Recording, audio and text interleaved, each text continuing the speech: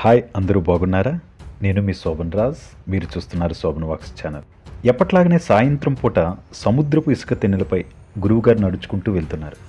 పరిగెత్తుకుంటూ వచ్చి తన పక్కన నడుస్తూ, గురువర్య, ఈ రోజుతో నా విద్యాభ్యాసం పూర్తయిపోయిందంటున్నారు.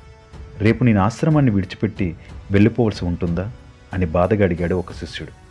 అవును కదా, నువ్వు బయటికి వెళ్ళి మంచి ఉద్యోగం, మంచి పేరు సంపాదించి మీ తల్లిదండ్రులను బాగా చూసుకొని ఈ సమాజానికి ఉపయోగపడడమే నీ తక్షణ కర్తవ్యం అన్నారు.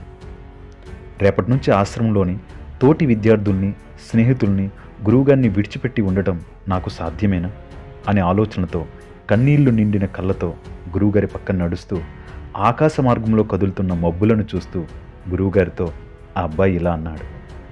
గురువర్య, ఇన్నాళ్ళు మీతో ఈ ఆశ్రమంలో ఉండి ఎంతో విద్యను, జ్ఞానాన్ని సంపాదించాను. ఎన్నో విజయాలను పొందాను. అదేవిధంగా కొన్ని సందర్భాల్లో నేను చేసినటువంటి తప్పులను, ఇబ్బందులను అన్నీ దగ్గరుండి సరిచేశారు. ఈ రోజు వరకు నాకు సమస్త విద్యలను నేర్పించే ఒక ఉన్నత వ్యక్తిగా నన్ను నిలబెట్టారు. ఇన్నాళ్ళు నేను సాధించిన విజయాలు, అపజయాలు, ఇబ్బందులు, కష్టాలు, ఇష్టాలు అన్నీ నాకు ఆ కదులుతున్న మబ్బుల యందు చిత్రరూపంలో కనిపిస్తున్నాయి.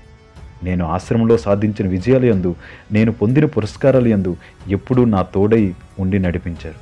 కానీ నేను అనుభవించిన కష్టాల యందు, ఆపదల యందు, నేను ఎదుర్కొన్న ఇబ్బందుల యందు మీరు ఎందుకు నా తోడై ఉండలేదు అని అబ్బాయి అడిగాడు. గురువు ఆశ్చర్యంతో, అదేంటి, నీ కష్ట నష్టాల్లో, నీ సుఖదుఖాల్లో, నీ జయాపజయాల్లో ఎప్పుడూ నీ వెంటే ఉన్నాను కదా అన్నారు. దానికి శిష్యుడు, లేదు గురువుగారు, నేను సాధించిన జయాపజయాలు నాకు ఆకాశ మార్గంలో కదులుతున్న మబ్బుల్లో కనిపిస్తున్నాయి.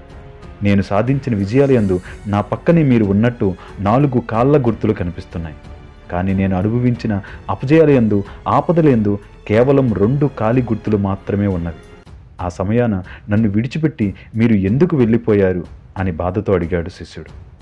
ఆ మాటలకు గురువుగారు చిరునవ్వు చిందిస్తూ, లేదు నాయన, నీ జయాపజయాలయందు, నీ సుఖదుఖాలయందు ఎల్లప్పుడూ నీతోనే ఉన్నాను. విజయం సాధించేటప్పుడు కనిపిస్తున్నాయే ఆ 4 పాదాల గుర్తులు, ఆ సమయాన నేను నీ వెనుక ఉండి నిన్ను ముందుకు నడిపించాను. నువ్వు ఆపదలు, ఇబ్బందులు, అపజయాలు ఎదుర్కొంటున్నప్పుడు కేవలం అక్కడ 2 కాళ్ళ గుర్తులు ఉన్నాయని బాధపడుతున్నావే, ఆ సమయాన కూడా నేను నీతోనే ఉన్నాను. అక్కడ కనిపిస్తున్న ఆ 2 కాళ్ళ గుర్తులు నావే. ఆ సమయాన్ని నిన్ను నా భుజాన వేసుకొని నీ కష్టం నా కష్టంగా భావించి నిన్ను మోస్తున్నాను.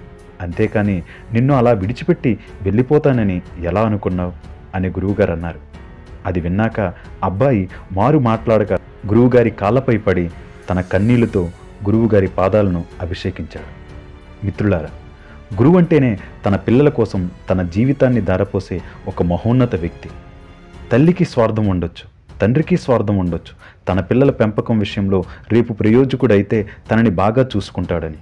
కానీ ఎటువంటి స్వార్థం లేకుండా తన విద్యార్థుల ప్రయోజనం కోసం తన స్వార్థాన్ని, తన సొంత పిల్లల ప్రయోజనాల్ని కూడా పక్కన పెట్టి నిరంతరం తన విద్యార్థుల కోసమే ఆలోచించే గురువులకు నేటి సమాజం ఇస్తున్న గౌరవం ఏంటో మీకు తెలుసు. ఆయన ఆరాధించుకున్నా పర్వాలేదు, అభిమానిస్తే చాలు. పాఠమే ఆయనకు ప్రాణం, విద్యార్థుల జీవితాలే ఆయనకు జీతం. అటువంటి గురువులకు పాదాభివందనం.